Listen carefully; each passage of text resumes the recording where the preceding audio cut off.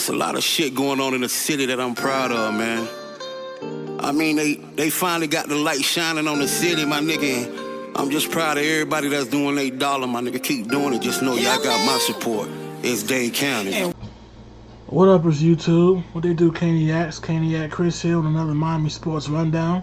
Quite a bit going on all three fronts, that being the Miami Hurricanes, Dolphins, and Heat in that order. The Hurricanes, coming off a bye week, have a Friday night game up in Chestnut Hill, Massachusetts against the Boston College Eagles.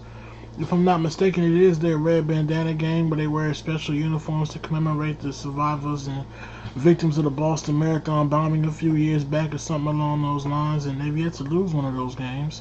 The Miami Hurricanes will start in QB Malik Rozier will give it their best shot to change that fact, I'm pretty sure. In recruiting news, something positive happened for the Hurricane Surge 19 class that a lot of fans in the know have been hoping and waiting for a while now. That is the successful flip of Syracuse commit Cornelius Nunn Jr., a very reliable defensive back out of Miami Palmetto High School who has made a name for himself both in camps and on the field, looking impressive during reps one-on-one with some of South Florida's best talent, which most people that follow high school football know all too well is some of the nation's best talent, so it's more than safe to say Neil Nunn is battle-tested. Let's check out his highlight film. We got his junior season highlights here. A deep anecdote by the QB, easily picked off by Neil Nunn. Let's see how far back he takes it. Off the sideline. This is a 100-yard pick six to open the field up. Close. He got down to the 5-yard line going in. It's pretty good though.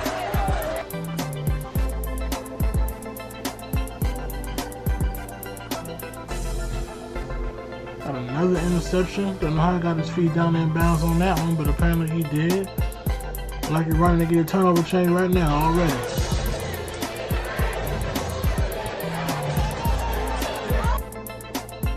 Pick number 3 of the highlight film. Look here, he's chasing down a running back or receiver who has the ball going up the field. Pretty sure solo tackle went space from behind. Gotta like that effort, even though it shouldn't look like a bad angle.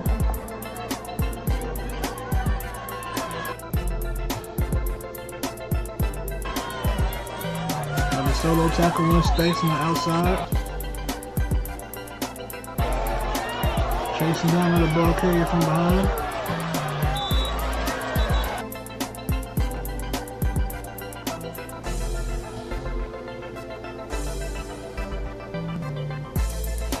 Here he is making another solo tackle in space. Is this him on a kick return? Yeah, generally teams pick their best athletes in that position, so that says a lot about the kind of football player he is.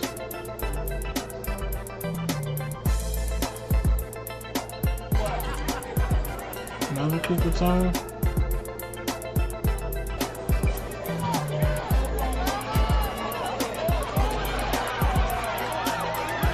Not quite dazzled by that, but nothing bad at all.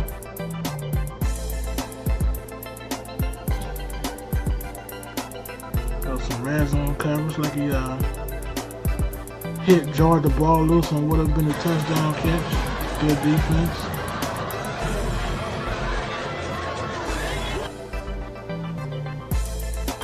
Another question hit, jarring the ball loose on what would have been maybe a touchdown catch. Here he is jamming the hell out of that receiver, totally erasing that route from the offensive play. Here he is on special teams, blocking a punt.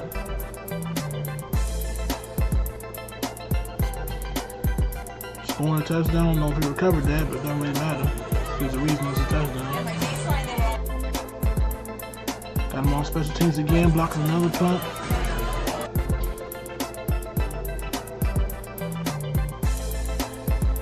Making a solo tackle on the edge from the 4th and short. I don't know if he got the first down on that or not. Looks like he did, but he did make the tackle, so that's good.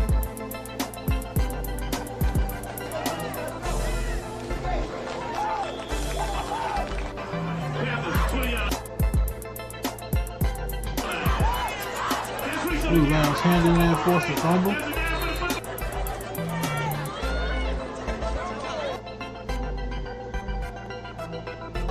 The chase down from behind, short tackle in space. Had help on that one, but he did get him down. Good play diagnosis, tackle for loss in the backfield by himself in space. Another solo tackle on the run play. Had a huge hold. I should have caught that. Oh, that wasn't him. Short tackle in space once again. Defensive secondary can't have too many of those. You playing linebacker there? Okay.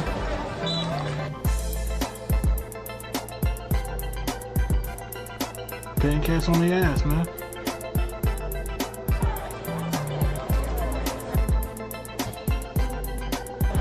Another solo tackle.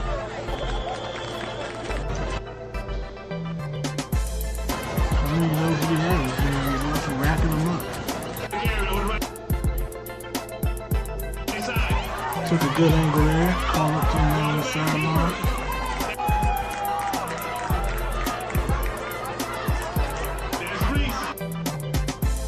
Coming from the back side of the play.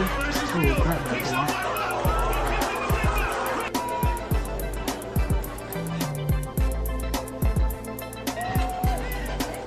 He plays an outside linebacker. He was at nickel cornerback. I don't know.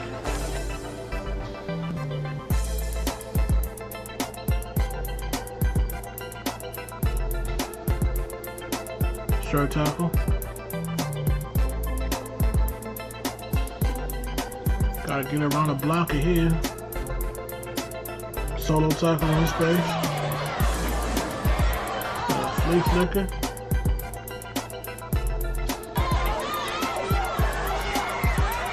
Do the flag on that one. MVP pass on the left. Ooh. Is that him on that block? Let's see return. I see him flying on screen to make another block. Pow, okay. I like that. Yeah, man, that's it. Here we have it. Cornelius Nunn Jr. out of Miami Palmetto High School. Currently underrated as a 3-star athlete. Listed at 6 foot even, 175 pounds. Playing free safety and cornerback. Says his bench is 225. Squatting 455, that's incredible for a DB. That's like 10 plates on the bars. Pretty big getters. We hope to keep our defensive secondary as good as it has been these last couple seasons under Coach Bandit and Coach Buchanan as well as Coach Diaz. They're doing a good job on the recruiting trail.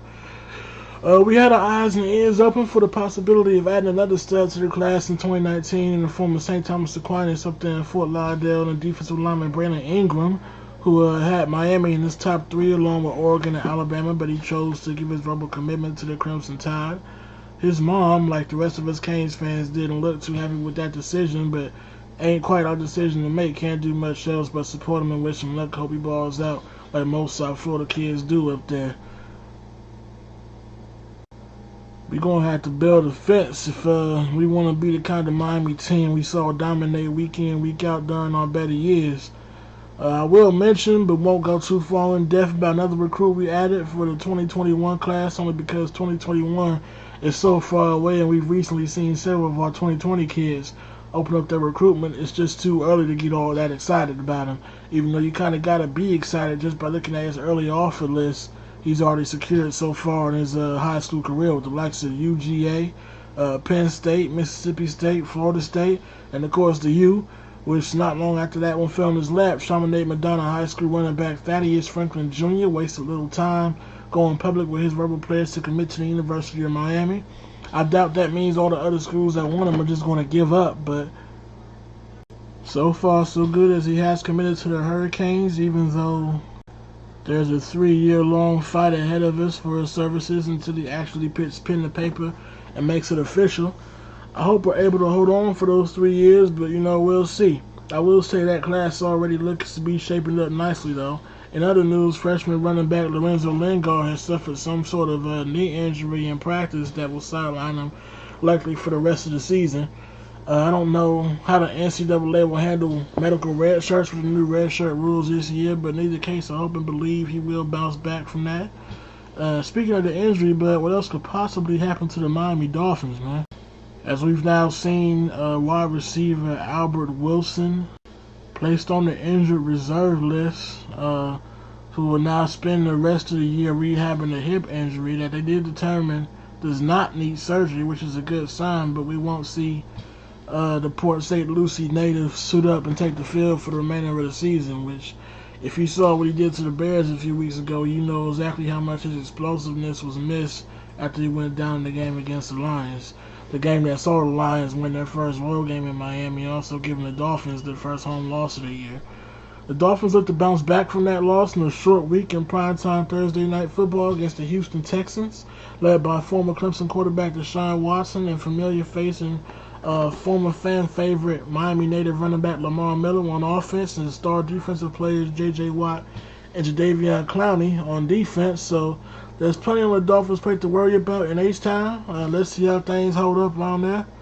I haven't spoken much about the Miami Heat since late preseason announcement of Dwayne Wade telling us it's his last season, presumably before retirement. The season has since gotten off to a 2-2 start, with those two losses coming against the Orlando Magic and the Charlotte Hornets, both by 1 point apiece, and the two wins coming against the Washington Wizards by 1 point, and the blowout win over the hated New York Knicks. This basketball team is about as battle-tested as any fan could possibly hope for this early in the season, where wins and losses don't really mean much as experience at this point in the season. Maybe such a thing will pay off for us later on, where wins and losses are much more season-defining. Now just about do it for this edition of the overall Miami Sports Rundown from Caniac Chris. Today is also the 25th of October, and if you recall, that marks 2 weeks from the upload date of my A1 Day 1 subscribers $50 iTunes gift card giveaway. And we do have a winner in one Letitia Moss. Hope I said your name right. Congrats to you, and thanks to everyone else who participated. There will be another giveaway of some sort when the channel reaches this next milestone. That's going to end the video for real this time. Caniac Chris signing out. It's a lot of shit going on in the city that I'm proud of, man. I mean, they finally got the light shining on the city, my nigga. And I'm just proud of everybody that's doing $8, my nigga. Keep doing it. Just know y'all got my support. It's Dade County.